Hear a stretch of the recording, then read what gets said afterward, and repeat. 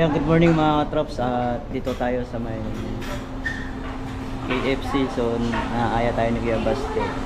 Kain muna kami bago ako bumalik ng bukid. Kasi nga meron kami tinignan na lupa na 10 hectares. So meron nagpapahanap sa atin doon.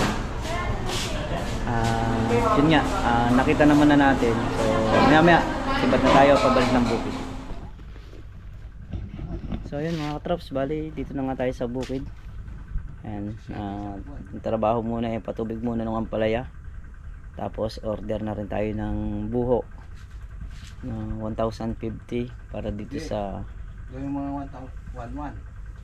1,1. Kasi pala magkaka-sergaan tayo dun eh. Parang ganito. Di ba didiretso natin diretsong tudling na to sa dulo na to. Didiretso natin magkakaserga yan. O yun na alabas dun. Didiretso pa rin natin, magkakasarga pa rin. Magkakaserga pa yun. So 1,1. 1,1. Tapos order na rin ako nung tae ng manok. Kukuha na rin ako ngayon. Tatawagan ko yung ano. Di ba di magkakaan yan? Magkakaan. Hindi! Ang iniisip nyo magkakahanip. Mahirap itabo yun pagka nagkakaan. Hindi magkakahanip paring Carlo. Magkakahanip lang yan kung di mo tinutubigan. Kuha ka ng 5 taon, magtataboy. Pagka hindi mo tinubigan Oo. Sige, bigyan tayo mo. Iniisip ko nga pre, mamaya magkaan kung palamansi. Hindi. May tanim na tayo ang palaya. Mahirap itaboy yun. Sarap. Hindi. Ang palaya na. Masyado kayong manervyos. Wala siya 5 tao, magtataboy. Masyadong manervyos yung mga kasamahan ko, mga katrops. Hindi nila alam yung ilalagay nating taing manok mas malaki tulong sa kalamansi saka doon sa halaman. Talagang malaki tulong. Malaki tulong talaga. Lalo na yun, pagka mentras pinapatubigan mo, mentras binabasa mo yung lupa na pinaglagyan, kumakalat yun, ang kakain nun yung mga kalamansi. Yun ang talagang, kasi paglaki na nung kalamansi na yan, hindi na natin pwedeng lagyan ng tayo ng manok yung gawa ng mahaba na yung ugat niyan. Hindi na mapapasok ng roto. Kaya ngayon pa lang bubudburan na natin. So ito mang kabila na to, iaabang ko rin to. Oo, mahuhuli lang gawa ng may tanim pa. Pero pag natanggal na namin yung balag, kakadkaran din namin yan. Saan ako makakain? 100. 100. 200. Ayan. Talong mo ba hindi mo? Order na ako sa dun sa kuya. So di-deliver na rin yun pagka umorder tayo. Halimbawa umorder tayo ngayon, mga ilang days lang, mga 2 to 3 days lang nandito na yun. Free delivery. Ganong kabilis yun. Free shipping. Hindi, by 10 sa isang kung halimbawa 100 yon, 90 pag ikaw kumuha. Free shipping. Pagka sila nag-deliver 100. Shipping. 100. 10 piso. Deliver mo na sa amin. Talagang pa-deliver na lang natin. May papasok pa natin sa may ganun nila, mahirap pa kitaan. Hindi. Papasanin mo pa yung Dito lang.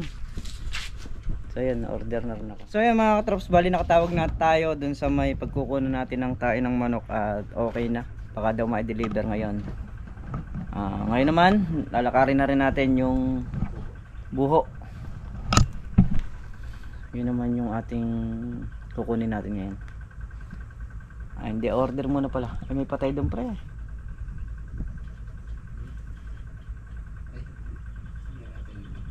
Na? Bukas na lang tayo pumunta. Ngayon ba libing na?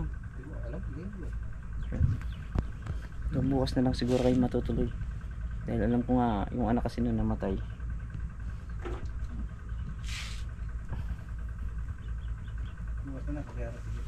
Oo. Ayan, bukas na lang kayo pupunta dun sa ino-orderan ng buho. O yan, yung tayong manok na lang yung antabayan natin dito, tapos pababagsak na natin dyan sa Tarondon. Baka daw ma-deliver ngayon. Aba, pag umorder ako talagang automatic, hindi yung umorder ka ngayon sa isang buwan ang dating, hindi magbabayad ka naman, Pa-order ka na sa kanya. so yan mga katraps, ito yung karugtong ng ating vlog. Bali, ayun, bumili na nga tayo ng, so hindi pa pala tayo bumili, umorder pa lang tayo. Umorder na tayo ng buho. Kaya rin nung living nung anak ni Consi, saka na lang daw ipapadeliver. So dito na rin ibabagsak. Saka yung dumi ng manok. Ayan, mamaya hintayin lang natin. Yan, pitas tayo ng ampalaya mga troops.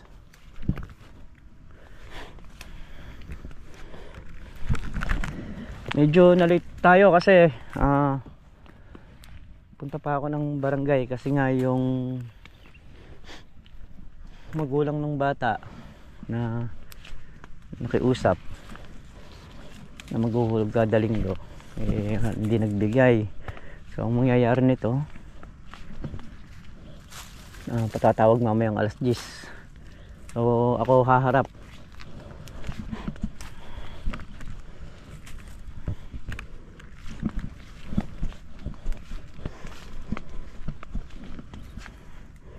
Si Mrs. Katrops hindi naman kilala rito sa San Vicente.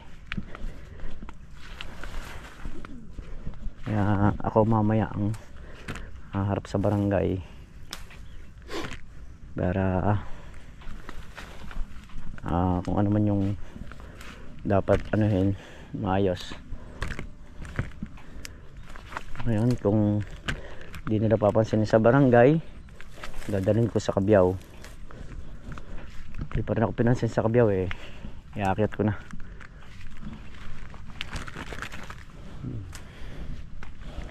Buti pang nanghingi na lang ng pagkain yung bata, hindi na gumawa ng ganun. Alang pananagutan ng magulang yun. Kaya mamaya maghaharap kami.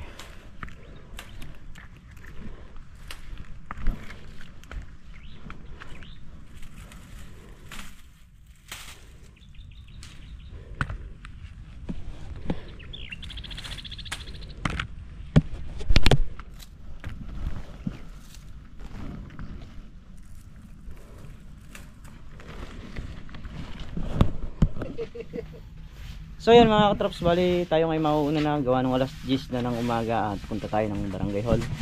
Ayan, sila na mag-a-update kung nakailan yung good saka nakailan yung segunda. Ayan, panoorin nyo na lang po sa YouTube channel ni Meltong Vlog saka ni Tol Nariel saka ni Makmak the Ribbon. Parang Carlo, abangan nyo po mga YouTube channel na yan. Tinatayo na. Nakaposte na. Nakapabricate na. Inuhuldi pala. Pok-pok mo lang. So ayun, mauna na tayo sa kanila. So yun mga katrops, at nandito tayo sa barangay hall. So hindi humarap yung kausap na tao, no? Bali tatlong pagharap ito bago natin maisampa sa munisipyo. So sa ngayon, ayan, nakasang unang pagharap dito, hindi pa umattend. So yun mga katrops, at nakabalik na nga tayo sa bukid. Bali inabutan pa natin yung bilang ng mga ampalaya. Naka 19 daw yung segunda, tapos naka 12 yung good. Ang dala nila, 11 good, 16 na segunda. Okay, doon sa nanay ni Bernard, dalawa. Ay, tatlo. Tapos isa sa kay Kuya Ome. Okay. So yun yung update ngayong araw mga katrops dito sa Pitas. Si Boss Makmak. Siyempre. Ano siyempre? Tatabas ng talong. Okay. Buti mo.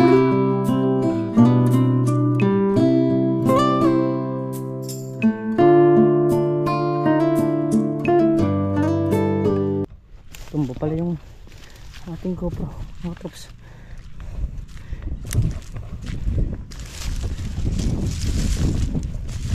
Barito. Ay, si Tol Nariel. So dito na tayo. Yan. Na-dice na.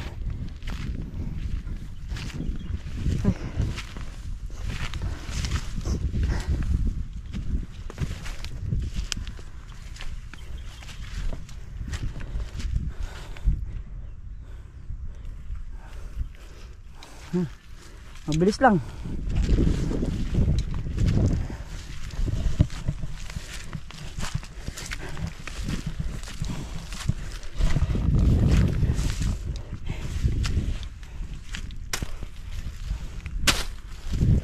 Train. Tabas. Ayan. Ay. Ang tastob. Nakakaputol ng kawayan. Katrops, bira ulit.